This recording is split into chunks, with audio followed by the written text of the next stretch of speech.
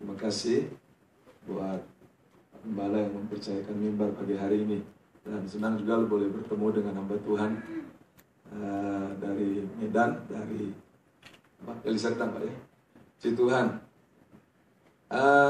Saya baru perjalanan pulang dari Myanmar.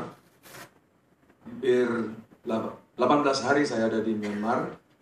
Ada di 3 kota, di Mandalay, di Piolin, dan terakhir di Yangon. Kita ada beberapa seminar di Mandalay dan di Piolin, karena ini pertama kali saya ke Mandalay dan Piolin. Kita menyelenggarakan seminar peperangan rohani dan mengajarkan tentang doa keliling, serta kita praktek langsung. Myanmar banyak sekali ininya, strongholdnya, dan saudara-saudara, terutama di Mandalay. Mandalay dan Sedang itu pusatnya Buddhisme ya. Jadi kalau Mandalay itu dulu adalah ibu kota kuno daripada kerajaan Burma ya. Jadi kalau zaman dulu ada kerajaan Burma, itu pertamanya ibu kotanya di Mandalay ini. Dan saudara-saudara, di sana ada palace-nya, ada istana rajanya. Lalu kemudian, tapi sekarang istana rajanya itu kompleknya besar juga sih, 2 mil kali 2 mil kali 2 mil. Jadi dia dilingkari oleh parit besar yang banyak jebakan di situ katanya. Dan kemudian, tapi sekarang compound-nya itu sekarang dijadikan lokasi pusat militer ya. Tapi palace-nya masih ada dan bisa dikunjungi. Dan saudara-saudara, mereka senang sekali karena saya mengajak mereka melakukan beberapa hal yang sama sekali menurut mereka baru. Ya, saya juga 2 tahun yang lalu saya pertama kali diminta share di Yangon Intercessor Network. Jadi ini kalau di Indonesia JDS begitu ya, Jaringan Doa Sekota Yangon. Jadi kumpulannya seluruh intercessor. Nah, saya sharingkan firman Tuhan dan sebagainya. Lalu saya ajak mereka melakukan apa yang dulu kita orang Indonesia, tidak tahu kalau Anda tahu apa enggak, tapi 85 ke bawah kita sudah lakukan itu. Ya, saya ingat saya start sekolah teologi tahun 88, tapi 85-an itu sudah mulai di Tawangmangu ya, ada jambore pelajar, itu anak-anak remaja, pemuda masih kalau kata Alkitab kemerah-merahan. Kemerah-merahan. 10-20 orang, 10-15 orang kumpul bersama-sama, berdoa bersama-sama. Lalu kemudian melakukan tindakan iman ya, mendoakan sangsaka merah putih, mencium sangsaka merah putih, lalu kemudian menangisi sangsaka merah putih, tumpang tangan di peta Indonesia dan mendoakan Indonesia, mengurapi peta Indonesia. Itu tindakan iman. Nah, saudara-saudara, lalu anak-anak muda, kalau kita biasanya pikir mendoa syafaat itu urusan nenek-nenek. Ya, tapi ini enggak, anak-anak muda, ya. Jambore pelajar tahun berapa itu sudah mulai itu. Saudara-saudara, mereka kumpul dan berdoa buat Indonesia. Ada kebangunan buat Indonesia. Nah, jadi kemarin saya ajak mereka melakukan itu dan mereka bilang, wah, terima kasih, ini baru pertama kalinya. Saya juga kaget. Saya pikir, ya mungkin ini Yangon Intercessor Network jadinya sudah biasa melakukan itu. Tapi mereka bilang baru pertama kalinya. Nah, di Mandalay, mereka juga bilang ini baru pertama kalinya. Lalu kita doa keliling ada di berbagai tempat. Dan saudara-saudara, mereka juga bilang ini hari bersejarah buat Mandalay katanya. Dan juga di Piolin itu agak 2 jam dari Mandalay. Dan saudara, mereka juga boleh diberkati Tuhan. Nah, kemudian saudara, luar biasanya baru terakhir mau pulang ya. Saya sudah pernah sharing di tempat ini bahwa kalau Tuhan memberikan sebuah visi untuk memulai panti asuhan bagi anak-anak di sana. Jadi, saudara, keyakinan kami bahwa Tuhan akan mengirimkan kebangunan rohani buat Myanmar. Dan untuk memulai ya dan meneruskan kebangunan rohani di sana, kami sudah mulai dengan doa, kita sudah sharing tentang spiritual warfare, kita kemudian bicara mengenai macam-macam hal. Nah, kemarin di Yangonnya sendiri, jadi di Mandalay dan di Beolin tentang spiritual warfare. Tetapi di Yangon saya sudah pernah, yang lalu saya sudah pernah sharingkan itu, ada seminar yang lalu. Nah, kali ini saya seminar tentang kelompok sel. Tetapi fokus saya bukan tentang kelompok sel sebagai sarana penggembalaan, sebagai sarana sosialisasi, bukan. Tapi cell group as pillars of revival. Cell group sebagai tiang penopang kebangunan rohani, ya. Dan saudara-saudara, kami sharingkan di sana, kami tantang cell group untuk menjadi tiang-tiang penopang kebangunan rohani serta memulai cell group yang baru. Dan mereka tanggapi luar biasa, dan saudara-saudara, mereka boleh memulai beberapa cell group. Dan saudara, lalu kemudian tentang tentang panti asuhan, ya. Ada satu ibu yang hadir di sana di cell group, di seminar cell group itu. Lalu kemudian saya sebenarnya sudah pernah mendoakan suaminya, ya. Dulu suaminya seorang pendeta juga. Lalu kemudian kita pernah diajak datang ke rumahnya, ya, datang ke rumahnya mendoakan dia. Lalu suaminya kemudian meninggal, dan kemudian waktu itu saya tidak tahu. Lalu kemudian waktu dia kasih tahu, suami saya sudah meninggal, ya. Pastor Utona namanya. Pastor Utona sudah meninggal katanya. Lalu kemudian dia minta kami datang ke prayer garden, ya. Jadi kalau di Indonesia ya bukit doa lah gitu ya, tapi ini bukan bukit, prayer garden. Nah, saudara, lalu kemudian dia di situ keluh kesah, ya. Jadi kejadiannya seperti, ya ini memang jeleknya kita ini orang Pantekosta karismatik ini, jeleknya begini, saudara. Ya, banyak istri-istri nabi ditinggal sama nabinya meninggal, lalu ujungnya nggak tahu bagaimana harus berbuat apa, malahan akhirnya dia punya banyak utang. Jadi suaminya itu sakit, lalu kemudian punya banyak utang tentang untuk pengobatannya, untuk kehidupan sehari-hari dan sebagainya. Akhirnya dia ceritakan semua, lalu kemudian dia bilang, saya sudah memutuskan, anaknya 3, anak-anak saya akan antarkan, satu ke bibinya, satu ke pendeta A, satu mungkin sama saya katanya, yang paling kecil 11 tahun sama saya katanya. Lalu kemudian saya akan jual rumah dan tanah ini. Jadi dia cerita bahwa tanah ini sekarang sudah diserahkan atas nama dia. Tetapi jadi pendetanya, suaminya itu saudara sebenarnya ketua sinode Evangelical Reform Church for Myanmar, atau for Myanmar, lupa. Pokoknya Evangelical Reform, ini gereja Reform sebenarnya, ya. Saya juga bingung, gereja Reform setahu saya kan biasanya rapi, ya.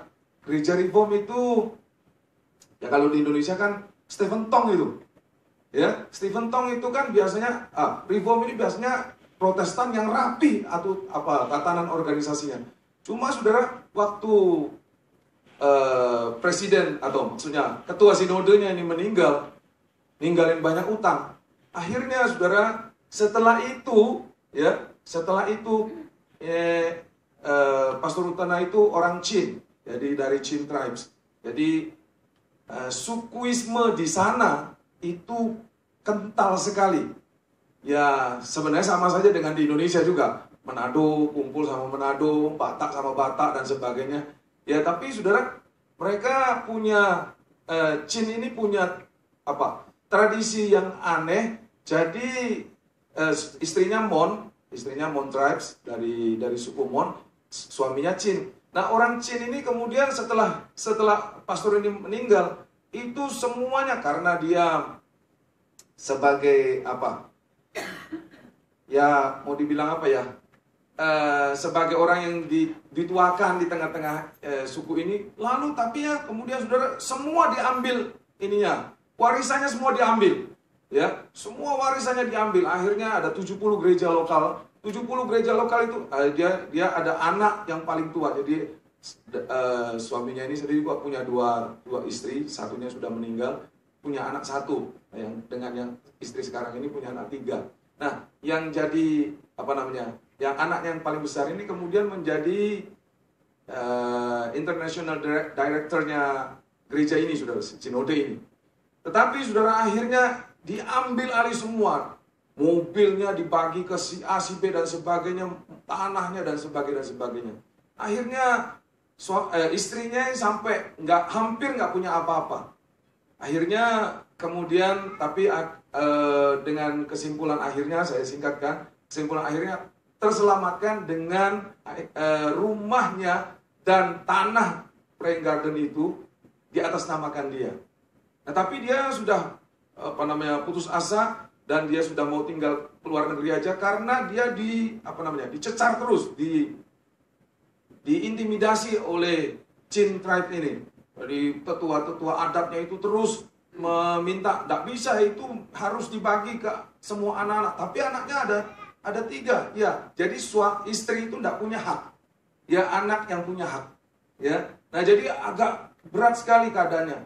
Tiap hari dia bilang, katanya dia di SMS, dia di telepon. Jadi dia stres. Akhirnya dia bilang, saya mau keluar negeri aja, anak bagi-bagikan, lalu saya tinggalkan Myanmar, ya.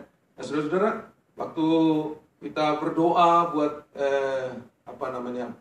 Mumu dengan istri pendeta ini, lalu saudara, kemudian ada beberapa penglihatan dan sebagainya lah, ya. Singkatnya kemudian akhirnya saudara, dia bilang, kalau begitu pastor, saya mau, ini visi suami saya ini jadi Praying Garden, ya. Anaknya dan sinodenya juga mau supaya ini diubah saja menjadi sekolah Alkitab, tapi dia bilang saya tetap kembalikan seperti visinya suami saya, jadi Praying Garden. Lalu kemudian akhirnya punya sharing, saudara. Akhirnya saudara, dia bilang, kalau begitu pastor bisa nggak mengelola ini?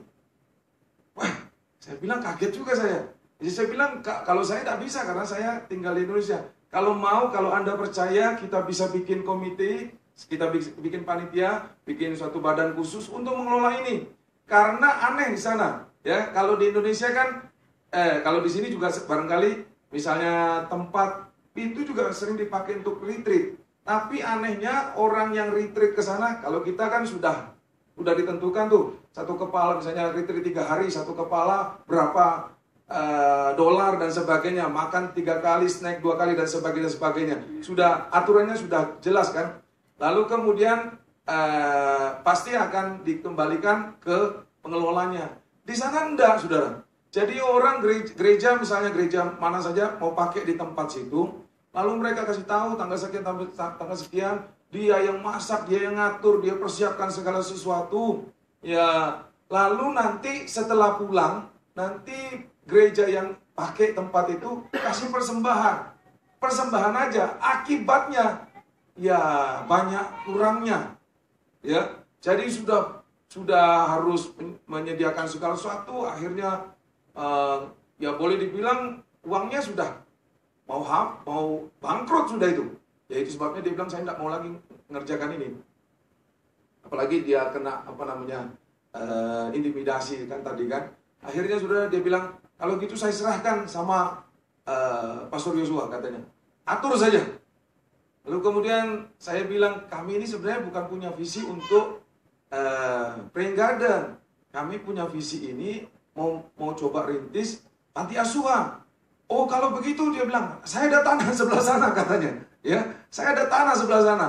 Saudara, akhirnya kita diantar ke tanah itu. Di tanah itu sudah ada bangunannya. Kalau itu bangunan tembok sudah bagus, sudah permanen. Dulunya itu untuk, kata dia sih, untuk rencananya untuk sekolah doa, ya. Jadi tidak beda jauh, cuman dipisah jalan aja. Sebelahnya persis daripada Praying Garden itu.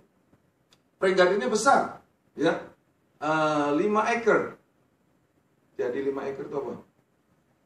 5 hektar ya, 5 hektar ya, 5 acre katanya. Ya. Nah, saudara, sudah lengkap juga dengan apa?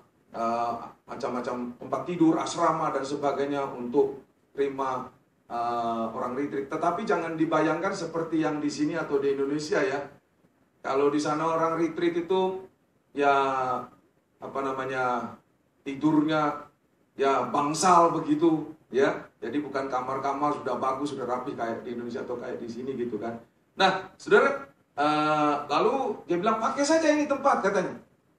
Pakai saja tempat ini. Sudah itu bagus, sudah ada apa namanya, dapurnya lengkap, apanya, bahkan ruang untuk dia bilang sebelumnya ini untuk gurunya sekolah doa, tapi sekarang ini bisa dipakai untuk pengurus panti asuhannya dan sebagainya.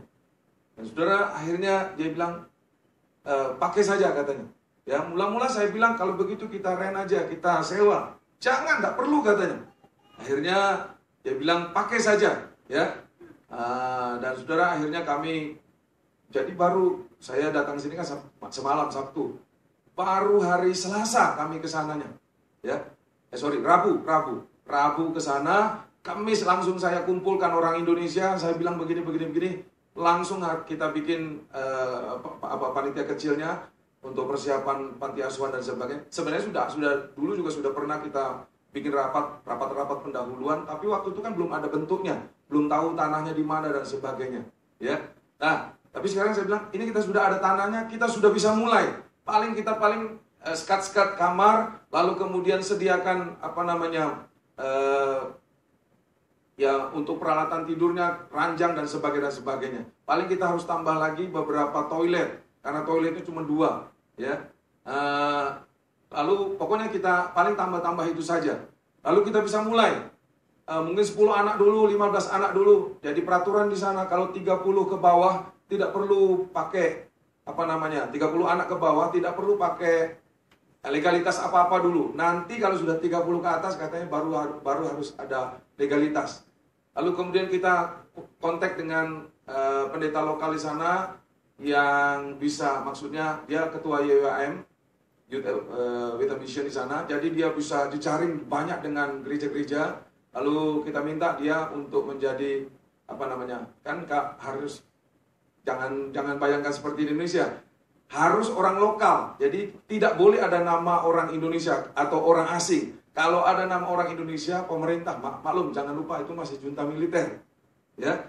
Jadi kalau orang asing nanti bakalan kena macam-macam, disorot dan sebagainya. Pajak yang paling berat. Ya. Jadi akhirnya sudah sepakat semua. Dan saudara, puji Tuhan semua berjalan dengan lancar. Ya saya juga enggak sangka ya.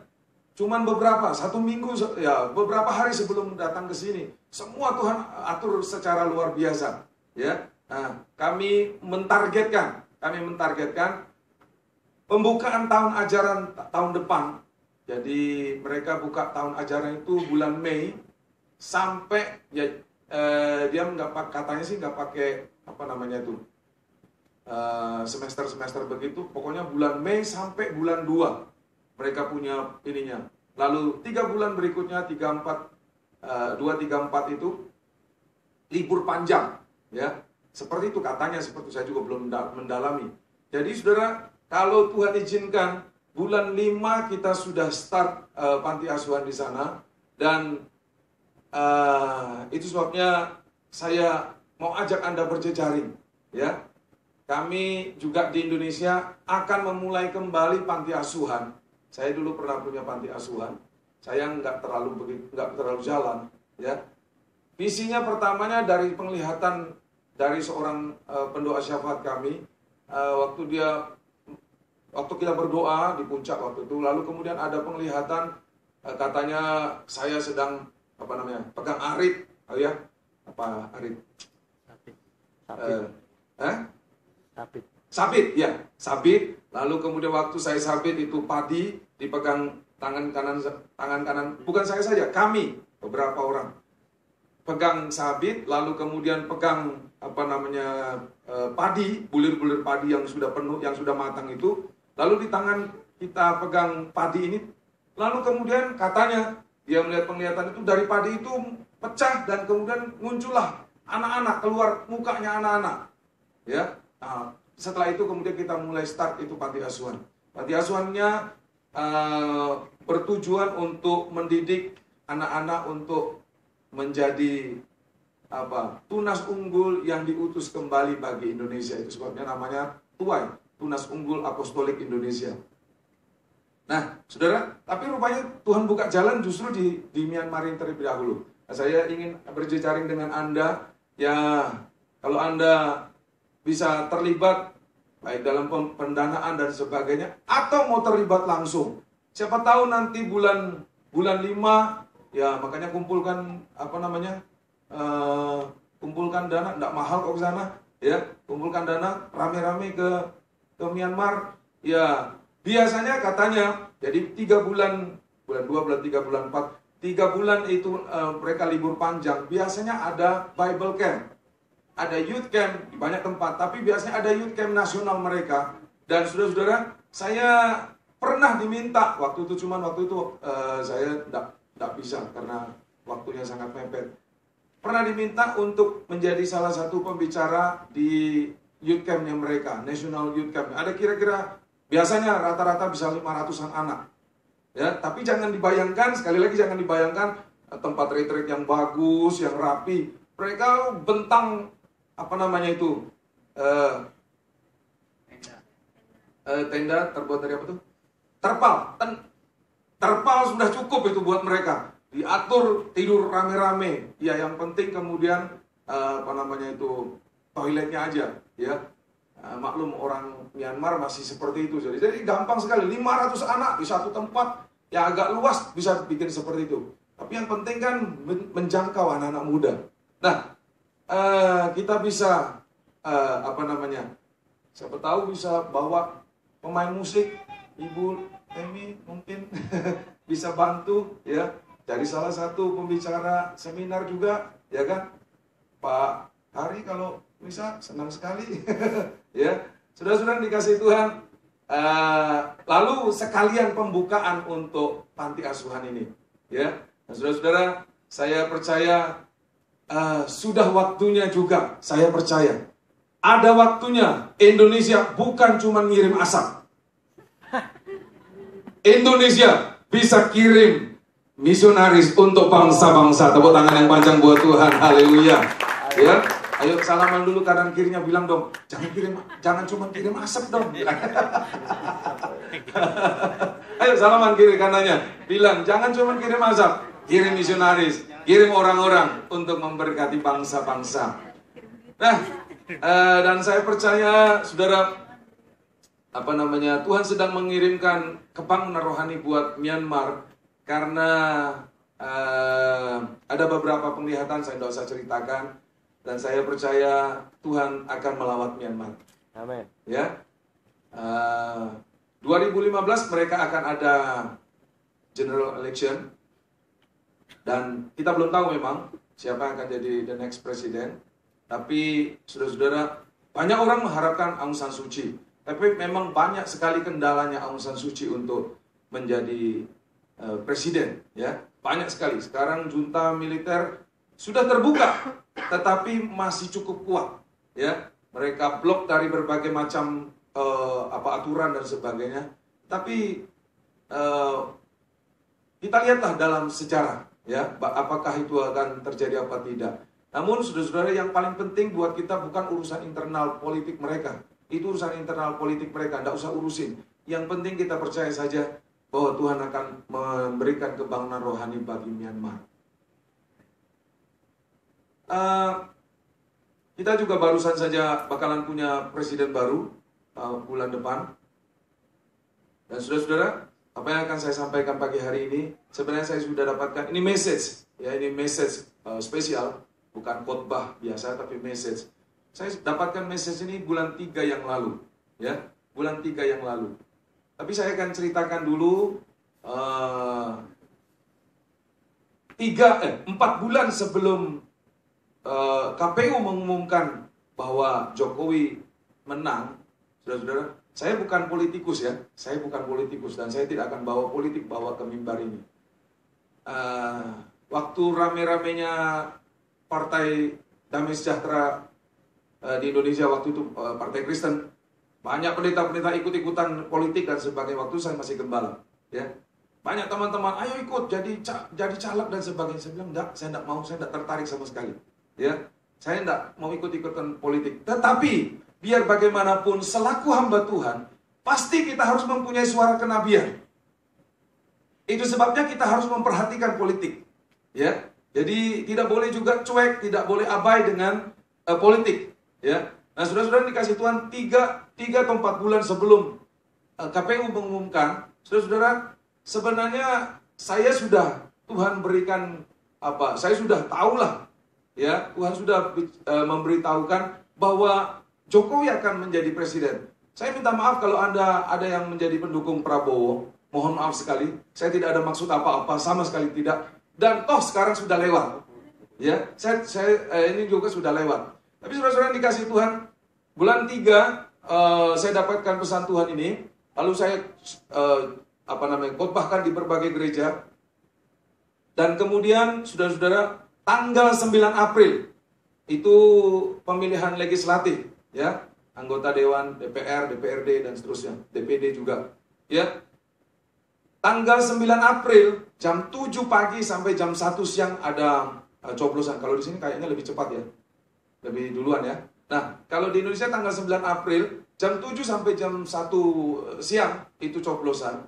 Saudara, jam 1 atau jam 2 pagi tanggal yang sama, ya. Jam 1 atau jam 2 pagi saya mimpi. Ya. Dalam mimpi saya itu saudara digambarkan kira-kira begini. Jadi saya sudah sedang siap-siap mau pergi ke TPS, tempat pemungutan suara. Mau pergi ke TPS. Jadi waktu saya sudah siap-siap itu, lalu kemudian saya dalam mimpi tersebut digambarkannya bingung. Ini mau milih siapa ini? Ya memang kita sudah lebih enak dulu tahun 2000 berapa itu 2009 hampir 50 partainya. Bingung, pusing kepala itu, hampir 50 partai kan. Tapi sekarang sudah tinggal 12, 15 sama partai lokal di Aceh. Ya, tinggal 12, udah lebih enteng. Tapi kan tetap saja ini 12, ya, banyak juga. Jadi terus kemudian dalam mimpi itu digambarkan kayaknya saya agak bingung, mau milih siapa ini. Lalu saya tanya, siapa yang mau dipilih, siapa yang bakalan menang ini. Akhirnya dalam mimpi itu saya masuk kamar dan berdoa. Ya, berdoa. Lalu saya tanya Tuhan ini siapa yang bakalan menang nih? Saya nyoblos siapa nih? Kira-kira begitu ini ya. Nah, kemudian dalam mimpi tersebut, bukan beneran, dalam mimpi tersebut saya seolah-olah sedang dialog batin dengan Tuhan. Ya, sedang dialog batin. Tuhan tanya begini, tahun ini engkau namakan apa? Apa tema tahun ini? Ya, kalau tidak salah Januari saya sudah sharingkan sedikit di sini. Ya, tahun ini saya namakan sebagai tahun pengumpulan kembali atau pengumpulan gandum di tengah-tengah inkonsistensi. Jadi tahun ini adalah tahun inkonsistensi. Ya, saya tidak tahu dengan tema-tema atau penamaan dari hamba Tuhan yang lain, tapi saya sudah lihat dari Januari sampai detik ini inkonsistensi terjadi di Indonesia. Ya, istilah kata orang Jawa bilang itu pagi dele, sore tempe. Ya, hari ini ngomong begitu, besoknya bisa dibantah begitu lagi. Lain kata dengan perbuatan, lain hati, lain mulut. Kira-kira begitu. Dan saya sudah sampaikan di mana-mana. Ya kalau tidak salah juga di sini Januari kan kalau tidak salah. Saya sampaikan tahun ini Anda akan lihat orang, maksud saya, apalagi panggung politik Indonesia akan bergejolak dengan inkonsistensi. Jadi orang akan ngomong seenak perutnya sendiri. Nah, saudara, tetapi ada kata pengumpulan gandum, pengumpulan kembali. Saudara, lalu saya bilang begitu sama Tuhan. Ya, saya bilang tahun ini saya namakan sebagai tahun pengumpulan kembali, pengumpulan gandum di tengah-tengah inkonsistensi. Lalu Tuhan tanya dalam dialog batin tersebut. Tuhan tanya, dari mana kamu dapat itu? Saya bilang ya dari Tuhan. Ya, tapi dari mana? Ya, dari mana? Ya, bulan 7, bulan 8 sebelumnya, jadi tahun lalu, sementara saya lagi ada di Kamboja dan di Vietnam, di Ho Chi Minh. Lalu saya berdoa dan kemudian waktu itu Tuhan mengatakan bahwa tahun depan, jadi artinya 2014, di 2013 bulan 7, saya dapatkan itu. Tahun depan adalah tahun pengumpulan gandum. Maksudnya apa? Ya, tapi kemudian saudara saya bilang begitu. Ya Tuhan bilang begitu kan di Vietnam waktu itu. Lalu dari mana itu? Saudara, saya dapatkan remanya tentang Yusuf. Bahwa Fir'aun mendapatkan mimpi, ada 2 mimpi. Ya, begitu juga saya ceritakan sama Tuhan. Ya dari Tuhan sendiri. Ya, kan Tuhan tanya begitu. Dari mana kamu dapatkan itu remanya? Dari mana kamu dapatkan tema tahunan itu? Saya bilang ya dari tentang Yusuf. Yusuf berhasil mentakbirkan makna mimpinya. Ya, makna mimpi daripada Fir'aun. Fir'aun mimpinya 2 kali. Yang pertama lembu kurus muncul, 7 lembu kurus muncul dari sungai Nil. Lalu kemudian ada 7 ekor lembu tambun. Lalu kemudian 7 ekor lembu tambun ini menelan habis. Yang kurus menelan habis 7 lembu tambun. Setelah itu dia bangun. Lalu kemudian mimpi kedua, ada 7 bulir gandum. Ya, 7 bulir gandum yang bagus, yang berisi, yang baik sekali. Lalu kemudian ada 7 bulir gandum lagi yang kurus, yang kering, yang tidak ada isinya karena angin timur. Lalu 7 bulir gandum yang tidak ada isinya ini menelan habis 7 bulir gandum yang penuh itu. Ya gitu saya ceritakan. Sebenarnya saya agak heran juga, ngapain Tuhan tanya saya? Yang tulis Alkitab bukan saya. Ya, saya bilang gitu dalam hati. Tapi kemudian lalu saya bilang begitu sama Tuhan dalam mimpi tersebut, bukan dalam kenyataan, tapi dalam mimpi itu. Lalu saya bilang ya seperti itu. Tiba-tiba Tuhan nggak ngomong apa-apa. Tiba-tiba saya seperti mendapatkan hikmat, mendapatkan pengertian di dalam mimpi itu, bukan di dalam kenyataannya. Setelah saya ngomong begitu, tiba-tiba saya ngerti. Ya, Tuhan tanya begini, jadi dalam mimpi Firaun itu ada berapa makhluk, ada berapa benda? Saya bilang 2, 1 gandum, 1-nya lembu. Ya, saudara, tiba-tiba waktu saya jawab seperti itu, saya seperti ngeh. 1-nya gandum, 1-nya lembu. Ini tahun pengumpulan gandum, lalu 1-nya lagi lembu. Jadi saya bilang, saya seperti ngeh gitu, bahwa yang akan menang tahun ini, itu yang lambangnya lembu.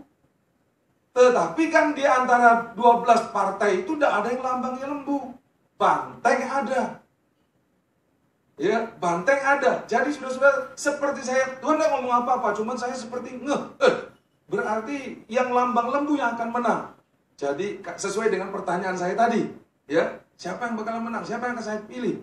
Akhirnya, saudara, waktu saya mendapatkan pemahaman seperti itu, saya protes sama Tuhan. Ya kalau PDIP menang, saudara, sekali lagi saya terpaksa menyebutnya, salah, ini keceplosan. Kalau PDIP menang, ya survei-survei juga ngomong begitu. Saya bilang gitu sama Tuhan. Tetapi Tuhan bilang begini, saudara. Sampai nanti, ya, ini akan berlaku sampai nanti, artinya sampai Pilpres. Lembu kurus akan menelan habis lembu tambun. Dan setelah itu, habis dia mimpi itu apa yang terjadi? Setelah itu, datanglah 7 tahun kelimpahan kan, dalam mimpinya Fir'aun. Lalu kata Tuhan, setelah itu, datanglah tahun-tahun kelimpahan. Jadi saudara, waktu itu saya ngeh bahwa bukan cuma pileg, tapi nanti di Pilpres pun akan terjadi. Lembu kurus akan menelan habis lembu gemuk. Makanya kemudian waktu akhirnya muncul itu jargon-jargon katanya koalisi kurus, koalisi gemuk. Saya cuma senyum-senyum sendiri. Jadi saya sudah tahu itu bakalan ditelan habis ini yang gemuk ini. Ya, yang gemuk ini bakalan ditelan habis. Dan saudara-saudara, saya sudah tahu, saya sharingkan di BB. Cuman saya tidak sharingkan di Facebook. Kalau di Facebook kan terlalu terbuka. Ya, kalau ini saya sharingkan di BB, di BlackBerry Messenger. Lalu kemudian banyak yang memberikan pendapatnya dan sebagainya. Nah, saudara, itu bulan April, ya, bulan April. Kemudian 3 hari sebelum 9 Juli, ya, saya tiba-tiba ditelepon sama seorang pendeta. Pendeta tua, usia sudah 85 tahun, sudah 86 tahun mungkin, ya. Hamba Tuhan ini kira-kira di bawah lightingnya Om Hu ini sudah tua sekali, ya. Hamba Tuhan ini sudah 60 tahun lebih melayani, ya. Lalu dia telepon saya, kebetulan dia telepon saya, apa kabar dan sebagainya. Lalu dia ceritakan ini, dia bilang 3 minggu yang lalu, jadi itu masa kampanye berarti. Jadi 3 hari sebelum 9 Juli berarti itu sudah masuk minggu tenang, sudah masuk hari tenang, tidak boleh ada kampanye lagi. Nah, saudara, cuman dia kebetulan telepon saya, dia bilang 3 minggu yang lalu dia dapat mimpi katanya. Mimpinya ini, dalam mimpinya ini dia kedatangan tamu istimewa. Jokowi itu datang ke rumahnya, katanya hamba Tuhan ini, saudara. Dan saya yakin hamba Tuhan ini, ya, kalau kemarin kan kita di Indonesia kan rame itu soal pendeta nasi bungkus, ada pendeta hitam dan sebagainya. Saya tidak mau campur tangan dalam hal itu, saudara. Tetapi saya rasa hamba Tuhan ini adalah orang, dan dia sering nginap di rumah saya, ya, di tempat saya. Jadi saya sering melihat dia kehidupan sehari-harinya. Sebentar-sebentar dia masuk kamar berdoa, sebentar-sebentar masuk kamar berdoa, ya. Itu hamba Tuhan ini. Dan saudara, jadi saya yakin dia tidak terkooptasi oleh kekuasaan ataupun uang, ya. Jadi dia tidak mungkin dikooptasi oleh kekuasaan maupun uang. Jadi saudara, dia bilang, dia katanya dalam mimpinya tuh Jokowi datang ke rumahnya, bertamu ke rumahnya. Wah, dia kedatangan tamu katanya, istimewa. Nah, kemudian akhirnya dia persilakan, ini juga kagetan, dadakan. Lalu dia persilakan duduk. Di rumahnya ada sofa. Tapi anehnya, Jokowi katanya itu duduk di karpet, di lantai. Loh, jangan duduk di situ katanya. Duduk saja di kursi. Nggak usah, nggak apa-apa. Enak di sini katanya. Ya, jawaban Jokowi begitu. Lalu dalam hati pendeta ini, dalam mimpi itu, ya, dalam hatinya pendeta itu, dia bilang, lah kok ini kok presiden begitu rendah hatinya, kok mau duduk di lantai begitu. Jadi dia bilang sama saya, jadi saya yakin Jokowi ini bakalan jadi presiden. Lalu dia ceritakan lagi ada pengalaman temannya, sudah tua juga, cuman saya tidak kenal. Ya, cuman saya tidak kenal. Dia bilang mimpi juga tentang Jokowi dan sebagainya. Jadi saudara-saudara, tapi karena ini pendeta ini saya kenal dan dari mulut orang pertama, saya bisa saksikan. Kalau yang dia bilang cerita teman pendeta ini saya tidak kenal dan saya tidak dengar dari mulutnya langsung, ya. Tapi ini orang dari mulutnya langsung, dan kemudian saudara, ya, saya sharingkan itu di BB sampai akhirnya saya diprotes. Pak, ini sudah hari tenang, tidak boleh kampanye lagi. Saya bilang, siapa yang kampanye? Saya cuma ceritakan mimpinya orang, saya bilang gitu. Nah, saudara-saudara dikasih Tuhan, kemudian kita akhirnya tergenapi, akhirnya seperti ini, ya. Tapi saudara-saudara, bulan 3 saya dapatkan pesan Tuhan ini. Buka bersama-sama dengan saya. 2 Raja-Raja pasal 4 ayat 38 sampai 41. 2 Raja-Raja 4 ayat 38 sampai 41.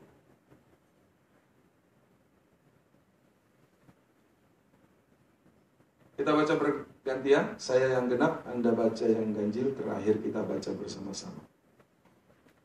2 Raja-Raja pasal 4 ayat 38 sampai 41. Elisa kembali ke Gilgal pada waktu ada kelaparan di negeri itu.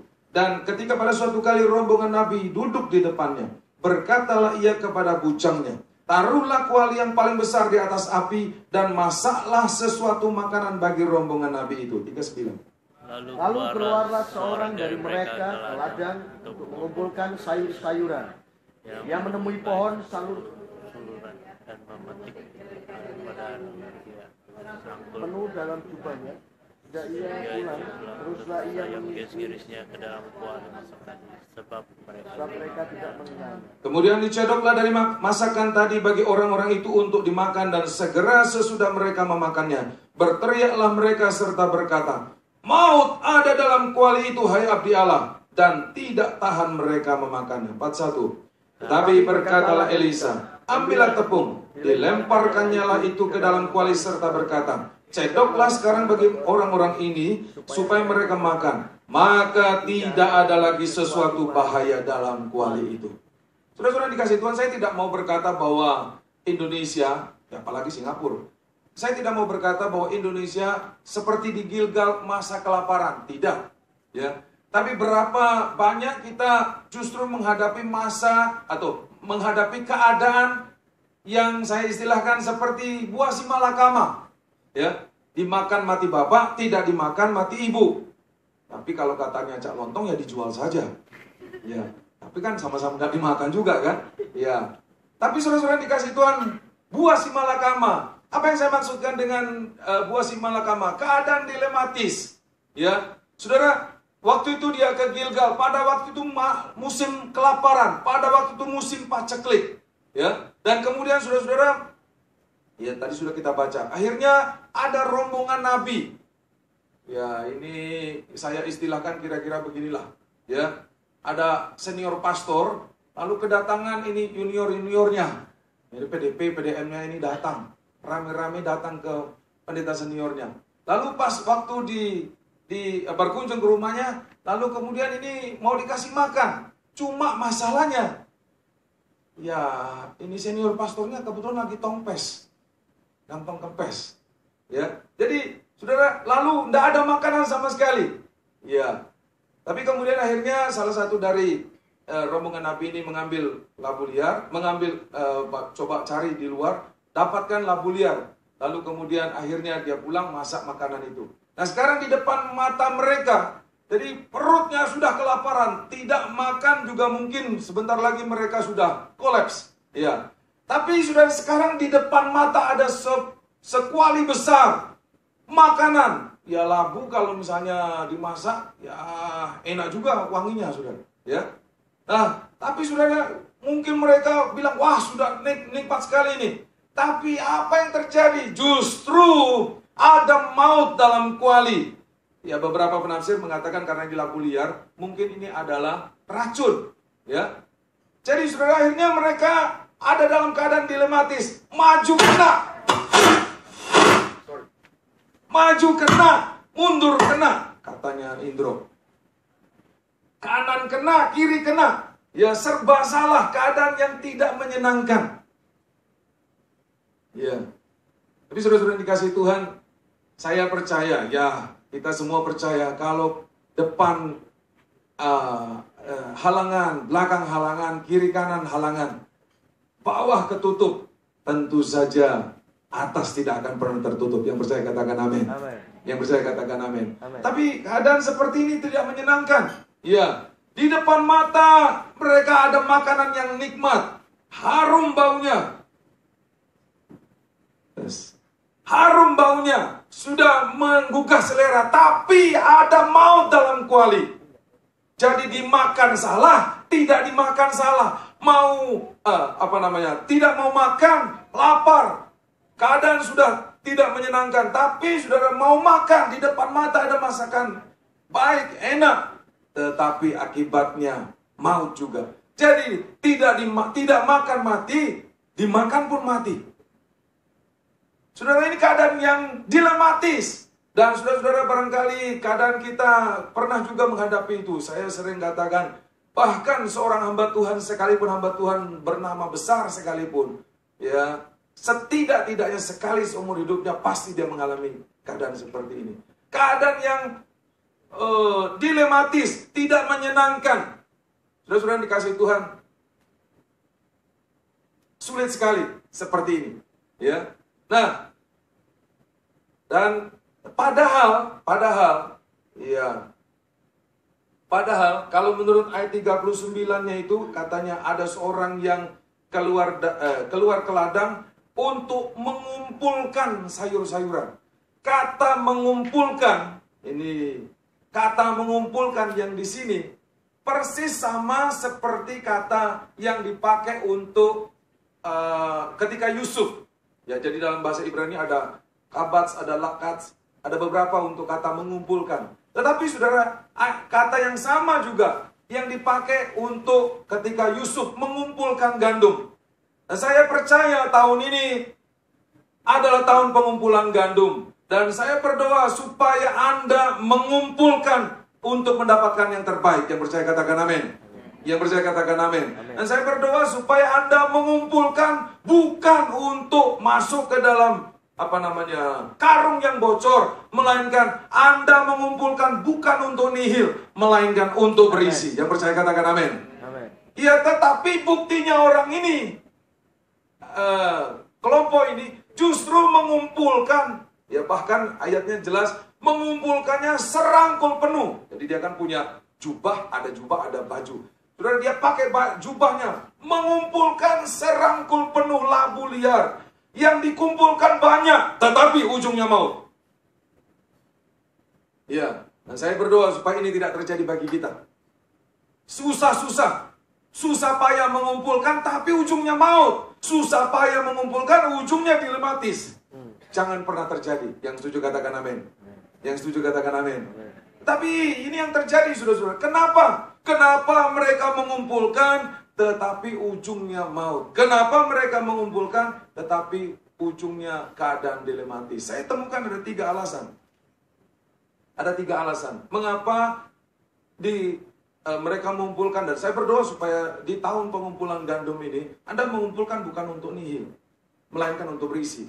Ya. Tapi mengapa mereka mengumpulkan lalu hasilnya bukan hanya nihil, tapi justru minus. Justru ujungnya dapatnya racun dalam kuali. Jangan sampai terjadi. Tapi kenapa? Mungkin terdengar kelihatannya agak negatif. Tapi dari hal yang negatif ini saya berdoa supaya kita mendapatkan pelajaran yang penting. Ketiga hal yang saya temukan. Yang pertama, saudara, ketidaktaatan. Ayat 38-nya mengatakan begini. Ya, jadi waktu itu rombongan Nabi datang. Lalu ayat 38-nya berkata, berkatalah ia. Jadi siapa yang berkata ini? Elisa. Elisa berkata kepada siapa? Siapa bujangnya? Siapa bujang Elisa? Gehazi. Orang yang pernah hampir kena kusta Naaman. Ya. Jadi dia ngomongnya ke siapa? Elisa ini ngomongnya ke siapa? Bukan kepada rombongan Nabi. Saudara-saudara, tidak mungkin ada senior pastor lalu kemudian kedatangan tamu juniornya lalu kemudian nggak ada makanan lalu ngomong suruh sediakan makanan juniornya, ya. Tapi ini dia ngomong sama siapa? Sama pembantunya, sama bujangnya.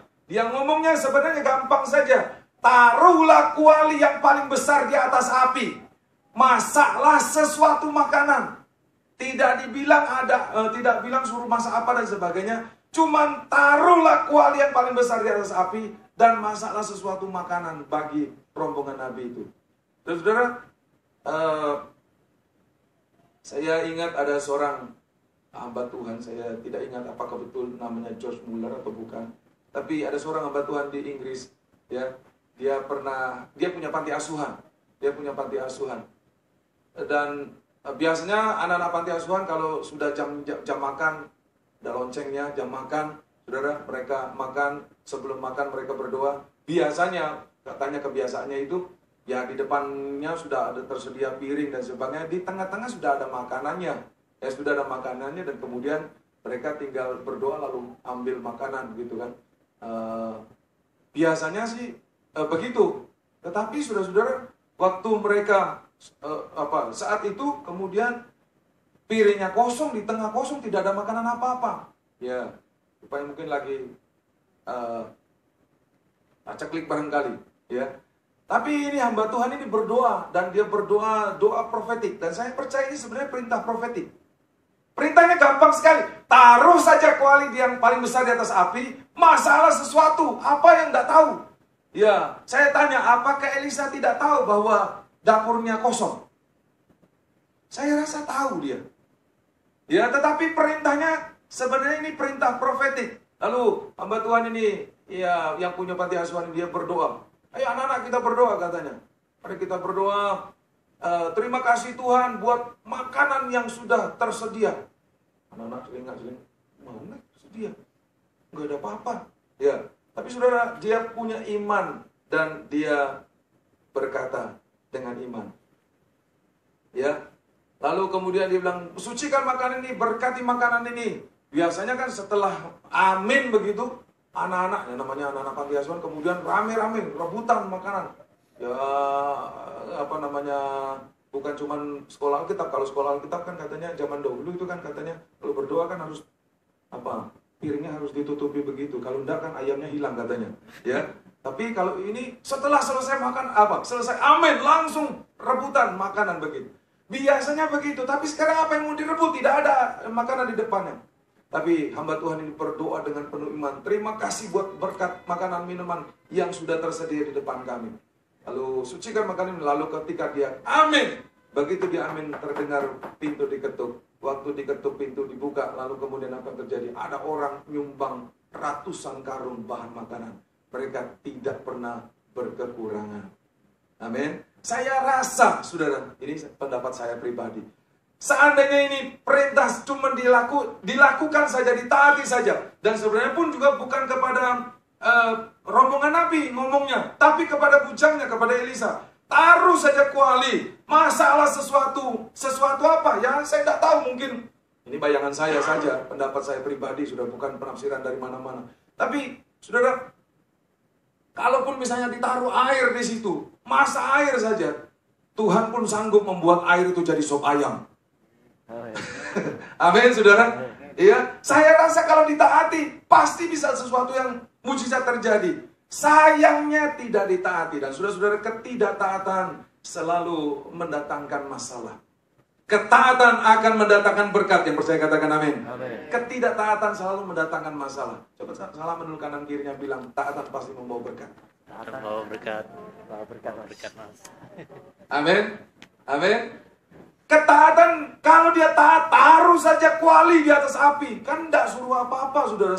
Suruhnya gampang sekali. Tetapi kalau dia taati saja, taruh saja kuali yang paling besar di atas api. Lalu masalah sesuatu apa yang tidak tahu. Lah, kalau di tempat, di dapurnya tidak ada isinya ya taruh saja air kek atau apa kek. Ya, tapi saudara, ketidaktaatan. Apa yang terjadi? Yang kedua, ayat 39-nya mengatakan, ya, 39-nya. Keluarlah seorang dari mereka. Siapa ini? Rombongan Nabi. Sungkan. Saudara-saudara, mungkin dia sungkan, aduh, kayaknya ini senior pastor kita ini lagi gak ada uang, ini nih dapurnya gak ngebul ini. Ya kan? Wah, sungkan. Sudah kita cari sudah makanan apa kayak yang dicari nanti kita masak. Ya, saudara-saudara dikasih Tuhan, sungkan itu menghasilkan ketidaktaatan. Ya, sungkan itu bisa menghasilkan ketidaktaatan. Dan hal yang kedua ini adalah apa? Ya, kenapa akhirnya dia mengumpulkan tetapi kemudian dapatnya adalah kuali penuh maut? Apa? Ini saudara, inisiatif yang bertentangan dengan kehendak Tuhan. Saya tahu sebagai pekerja, sebagai businessman, sebagai orang yang bekerja di marketplace, ya kita harus menjadi orang-orang yang berinisiatif. Betul? Ya, harus menjadi orang yang kreatif. Tetapi kadangkala kalau urusan dengan Tuhan, tidak bisa dengan inisiatif kita sendiri. Inisiatif kita belum tentu sama dengan inisiatif Tuhan. Seharusnya kita merendahkan diri dan mendengar suara Tuhan. Apa yang harus saya lakukan? Apa yang harus kami kerjakan? Dan sebenarnya orang Kristen gampang, saudara. Orang Kristen mendengar suara Tuhan tidak memerlukan mukena untuk berdoa. Tidak memerlukan air wudhu untuk berdoa. Ya, tidak memerlukan dupa untuk mencari Tuhannya. Ya, tidak memerlukan kembang. Dia hanya membutuhkan waktu teduh, hati yang berkata, Tuhan, apa yang harus saya putuskan? Kan gampang sebenarnya. Dia tidak hanya punya kewajiban 5 kali sehari untuk bertemu dengan Tuhannya dengan mukena dan air wudhu. Iya kan? Dia hanya membutuhkan waktu, masuk saja ke kamarnya, ke kantornya, dan tundukkan kepala. Tuhan, ini ada yang harus saya putuskan. Apa yang harus saya lakukan? Gampang sekali. Tuhan 24 jam bisa dihubungi kapanpun dan dimanapun. Yang setuju katakan amin. Kemarin saya didengar katanya di Myanmar ini mereka sedang berdoa supaya Benny Hinn mau datang, ya. Tapi mereka sedang bergumul karena katanya timnya Benny Hinn minta berapa cat mereka, cat itu mata uang di sana. Jadi mereka masih mempertimbangkan. Dia bilang cari pendeta lebih susah daripada cari Yesus. Yang ngundang pendeta lebih mahal daripada ngundang Yesus. Ya. Tapi saudara-saudara dikasih Tuhan, mau bertemu dengan Tuhan tidak sulit. Jadi kita sebenarnya tidak perlu memikirkan inisiatif pribadi kita. Sekalipun saya percaya Tuhan menghargai semua pemikiran kita. Tetapi saudara-saudara, kadangkala pemikiran kita dengan pemikiran Tuhan itu jauh berbeda. Jalanmu bukan jalanku. Dan saudara-saudara dikasih Tuhan, hampir 25 tahun ini, tahun ke-25 saya melayani. Pak Hari sudah hampir lewat 25 tahun ya, karena dia 1 tahun lebih awal daripada saya. Tapi saudara, selama 25 tahun saya melayani ini, salah satu kebenaran yang paling penting adalah jangan pernah memberontak mengikuti alirannya Tuhan. Saya pernah berenang di Danau Tentena, ya. Waktu itu kita ada layanan, lalu hotelnya persis di pinggirnya danau. Saudara, di sana itu dari sana ada sungai, lalu dia mengalir ke danau ini. Ya, saya tanya, bisa berenang? Bisa katanya. Orang bule sering berenang. Saya pikir ya bule aja bisa, apalagi kita kan. Lalu saya berenang, saudara. Saya berenang. Nah, cuma itu tenang kelihatannya. Nggak ada riak, nggak ada gelombangnya gitu. Tenang. Cuman yang saya nggak tahu, ternyata arus bawahnya itu kencang. Jadi waktu saya berenang, keenaan berenang gitu. Tahu-tahu saya lihat, ya kok itu hotelnya kan makin lama makin jauh. Saya makin lama makin ke tengah. Kira-kira sudah hampir tengah gitu. Saya sadar, waduh, ya, kalau saya keterusan saya nggak bisa khotbah hari ini. Ya. Tapi sudah akhirnya saya balik. Waktu saya balik, baru saya kerasa ada arus bawah yang kuat sekali. Jadi saudara, saya melawan arus. Memang kalau melawan arus dunia, ya katanya hanya ikan yang mati yang ikut arus. Ya, itu dengan dunia. Tapi dengan Tuhan, justru kita harus ikuti kemana arusnya Tuhan. Yang setuju katakan amin. Nah kalau kita melawan, waktu saya melawan arus itu, waduh, berenang melawan arus capek luar biasa, saudara. Lelah sekali. Ya, untungnya saya bisa sampai ke pinggir lagi. Dan saudara, saya mau katakan, kalau kita melawan Tuhan, melawan kehendak Tuhan, ya, kita akan lelah sekali. Ya, saudara, akibatnya apa? Saudara, dia berinisiatif, lalu dia mengambil dan mengumpulkan sampai serangkul penuh. Tapi ujungnya maut dalam kuali. Ya, lalu hal yang ketiga menyebabkan mereka mengumpulkan susah payah, tapi tetap mengalami dilematis, adalah kalimat yang terakhir ini. Ya, teruslah ia mengiris-ngirisnya dalam kuali masakan tadi, sebab mereka tidak mengenalnya. Ini labu liar, ini labu asing. Kata mengenalnya di sini dipakai Ibrani yadah, dan kata yang sama juga dipakai untuk kata mengenal intim antara hubungan Adam dan Hawa. Ya, yadah, sama kata mengenalnya. Saudara-saudara dikasih Tuhan, kalau sesuatu pendapatan yang asing, yang tidak biasa, ini labu liar yang tidak biasa dimakan. Dan saudara-saudara dikasih Tuhan, saya kalau kita lihat di Indonesia, ya, saudara-saudara coba lihat di Indonesia ini, banyak sekali orang mengumpulkan, tapi mengumpulkannya labu liar. Korupsi di mana-mana, ya, semua dikorupsi, sapi dikorupsi, haji dikorupsi, Apalagi Al-Quran dikorupsi, doa saja jangan sampai Alkitab ikut dikorupsi. Ya, semua dikorupsi, dari hal yang kecil sampai yang besar. Saudara-saudara, dan lihat itu akibatnya apa? Maut dalam kuali ada di Indonesia. Dan saudara-saudara, kita bulan 3 saya dapatkan ini pesan ini. Kemudian pileg maupun pilpres, jangan sampai ada terjadi hal-hal yang tidak baik. Saudara, kita tidak, waktu itu belum tahu bahwa hanya akan ada dua calon pasangan calon presiden wakil presiden, kita tidak tahu. Tapi saudara-saudara, kita sudah mendapatkan beberapa pendoa syafaat juga saya sharingkan. Lalu kemudian kita juga banyak berdoa, kita doa di istana presiden, jadi depannya kita ke MK, kita ke KPU, doa keliling beberapa sering kali kita adakan, ya. Dan saudara-saudara, kita berdoa supaya jangan sampai Indonesia mengalami maut dalam kuali. Jangan sampai Indonesia mengalami kerusuhan dan sebagainya. Orang khawatir sekali hal itu. Apalagi, saudara, sekali lagi saya harus minta maaf sama, kalau ada Anda yang pendukung Prabowo, sama sekali saya tidak bermaksud untuk menyinggung Anda. Tetapi kumpulan seberang ini, saudara, kumpulannya labu liar semua. Apa? Korupsi sapi di sana, korupsi haji di sana, korupsi Quran di sana, korupsi lumpur lapindo di sana, semuanya kumpul di sana. Lalu sudah sebenarnya kita juga tidak menginginkan, tapi karena mereka sendiri, ya mereka sendiri bilang ini perang Baratayuda. Antara, kalau Baratayuda itu kan Kurawa melawan Pandawa. Persoalannya siapa yang Kurawa, siapa yang Pandawa? Ini pertanyaannya.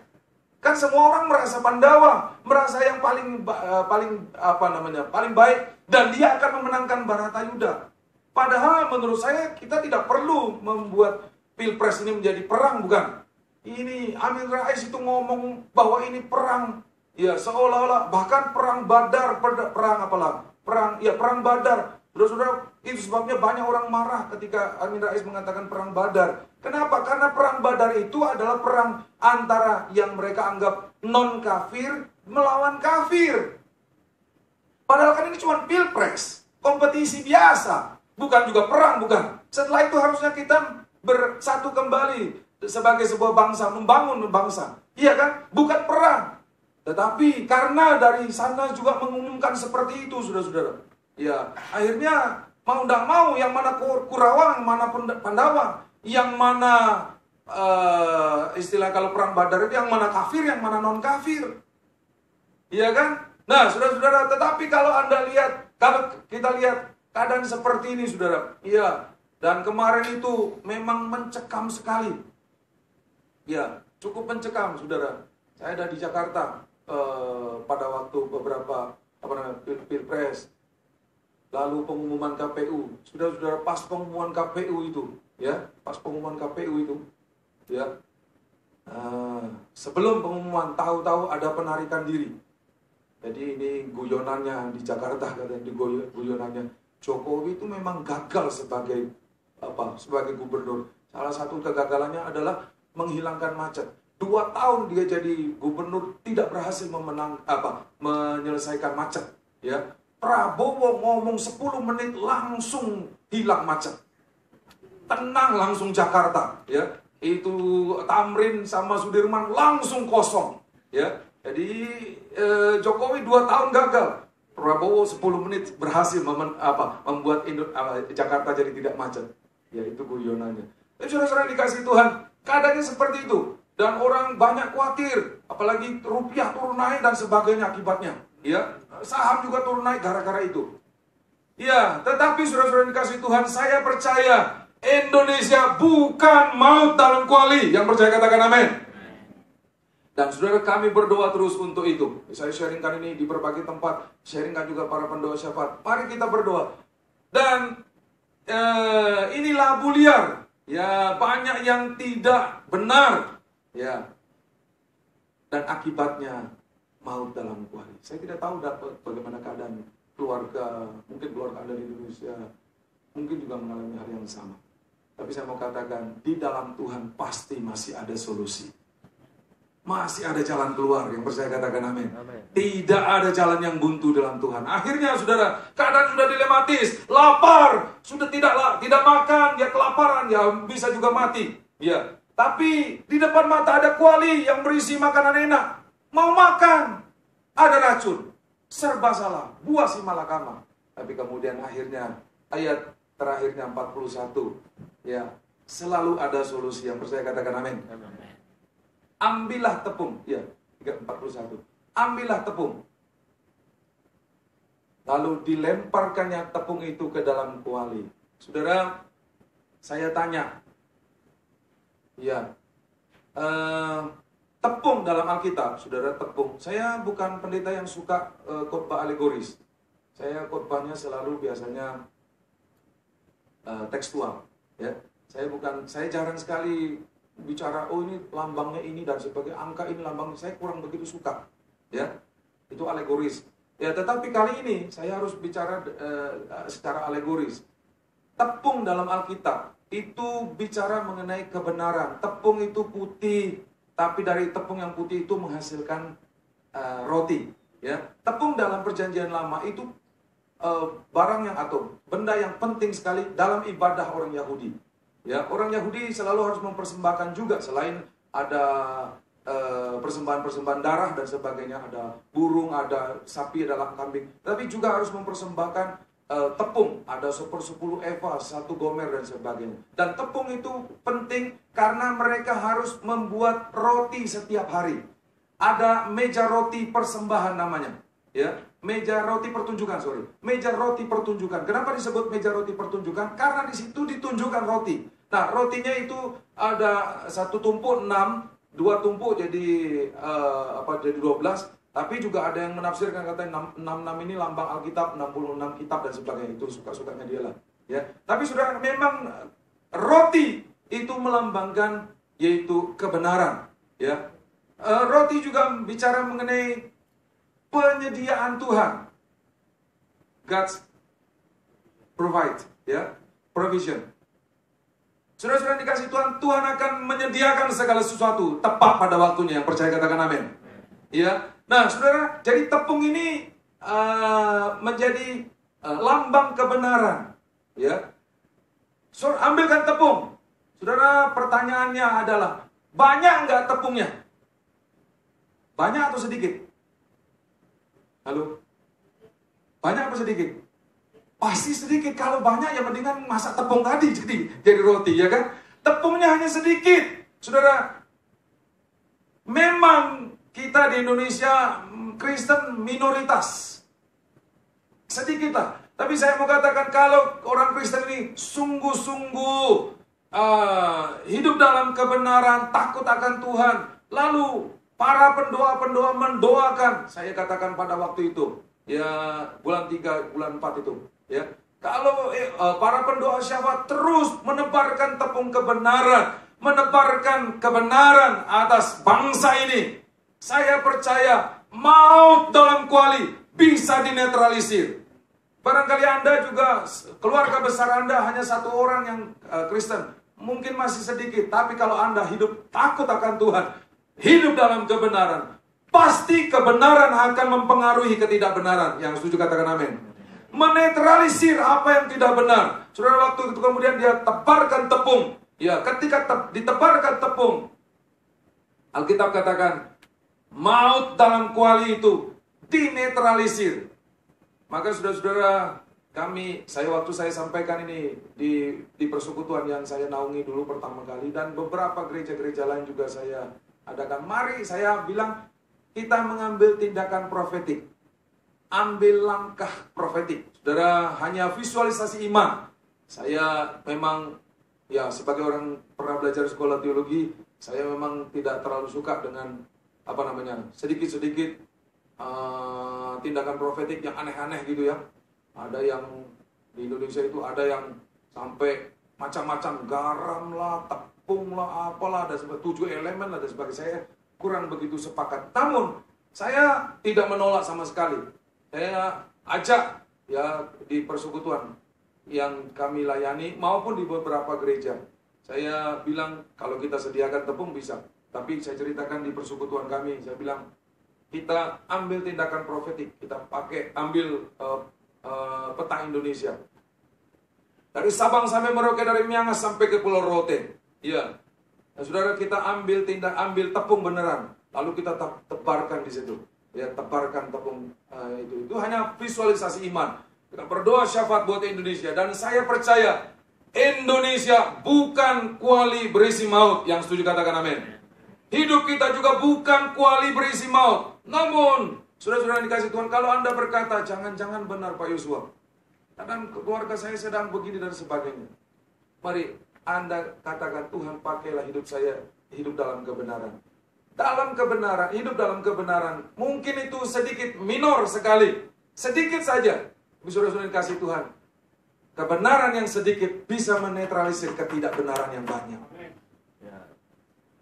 Nah, saudara-saudara, kemudian kita berdoa. Ya, sudah saya sampaikan di berbagai tempat.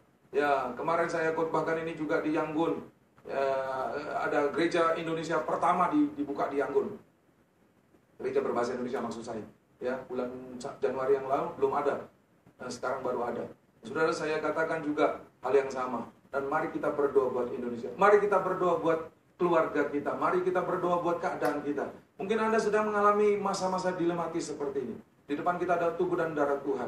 Dan saya percaya Tuhan bisa menetralisir yang tidak baik jadi baik, yang bahaya menjadi tidak bahaya. Tuhan bisa menetralisir segala sesuatu. Saudara, saya tidak sediakan, tidak bawa tepung, ya, tidak bawa tepung, tidak juga bawa peta Indonesia. Tapi sebentar kita berdoa. Anda bisa bayangkan Indonesia, Anda bisa bayangkan keluarga Anda. Mungkin Anda bilang, ya, kayaknya mirip Pak, keadaannya seperti keadaan keluarga saya. Dilematis, maut dalam kuali. Tapi ketika Anda bertindak dengan iman, taburkan. Mungkin tidak harus tepung beneran, tapi ketika Anda taburkan tepung kebenaran, hidup dalam kebenaran, haleluya. Yang tidak benar dinetralisir dalam kebenaran. Yang setuju katakan amin. Tundukkan kepala.